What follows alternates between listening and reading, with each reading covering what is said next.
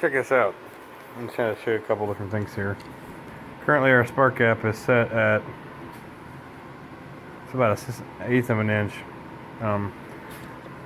It keeps running constantly, but what I want to show you is I went and bought this little remote control thing here where I could turn it on and turn it back off just by pushing it. So it's basically just turning on the 120 over there. But there's a weird thing that happens when we first turn it on. The very first instance of it turning on, there's a surge, and you can see it in the thing here where it comes out, and then as it starts to run, the energy output is severely dampened here. There's this huge surge right at the first time it comes on, and then it goes down. So, but then I noticed if I open this gap up a little more, like to maybe a quarter, it still stays. Of course, there's more disruptions when it does run, so it's a little bit more output. But we still have this huge arc that comes off of it initially, and then it diminishes. So now this is weird because I noticed before when I would run it constantly, I would try to open up this spark gap as far as I possibly could, just to get it to the point where it would disrupt enough to be really strong output here, but still have enough current to sustain the arc. Well, and then it would always run out. It would always quench, and it would discontinue running. So what I would do at that point, I would turn it off. And the spark gap would still be out at that really far extended distance, and by turning it back on, it was not able to reestablish the arc.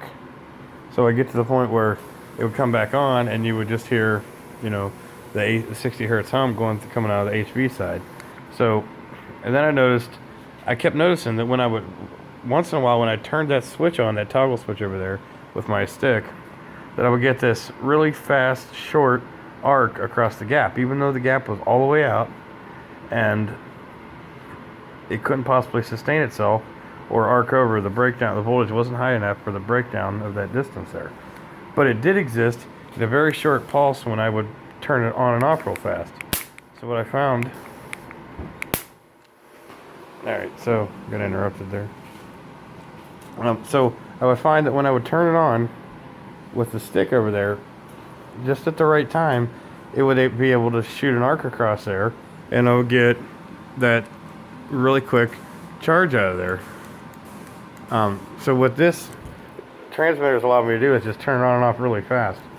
Okay, I mean, not really fast, I mean as fast as the RF relay over there allows. Like this.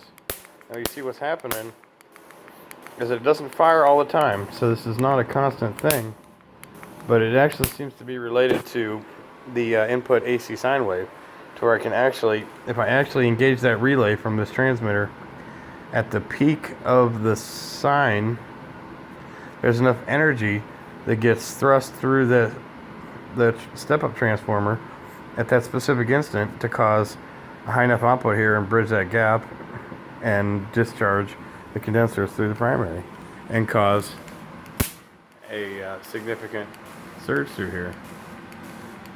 I got my gap out of here too far. I bring it back in just a hair, and you can start to see that I can almost get it to happen every time. But there's sometimes that it doesn't happen, where I've obviously hit off of the wave. But when I do get it to fire, you can see we still see that same real strong arc.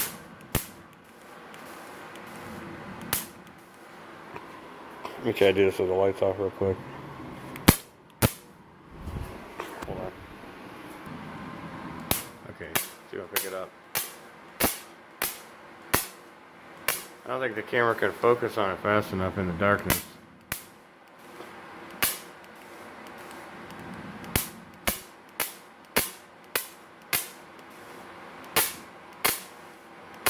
It's a really strong arc. Let me turn the lights back on now. So what's weird is that happens, and it's almost like it's an impulse discharge through there. So it even happens when the gap is much smaller, where it does maintain. I still get an initial surge, and then it dies back down. So I can turn it off and on even with that short gap distance, and it's even stronger coming out of it. So instead of switching, if we can't chop the sine wave at its peak coming off the condensers on the high voltage side, perhaps it's a lot easier to do it on the input 120 and try to time it right at the peak of the sine wave there, and I should be able to get the same effect. It should pulse those transformers with the highest amount of energy for a split second. Now, because that gap is, well, when it's normally open all the way, too far to continue. We still get the arc, but I think this is partially the key to the no current reversal through the circuit. When that secondary field goes to collapse, it can't reinduce back into the primary because there's no path for it back to the secondary, the input over there. So periodic successions of this impulse spark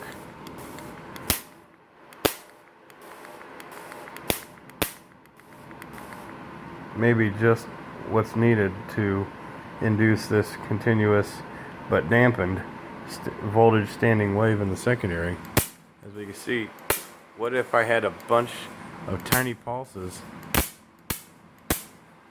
that were very short-lived, short duty cycle, short on time, right at that sine wave peak to drive this with?